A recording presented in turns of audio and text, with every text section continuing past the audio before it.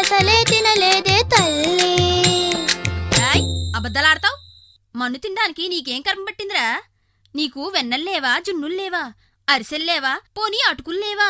నీకు నీకు ఏటవుతుందిరా? నీకు పంచదార పూరీలు లేవా, నీకు మిరపకాయ బజ్జీలు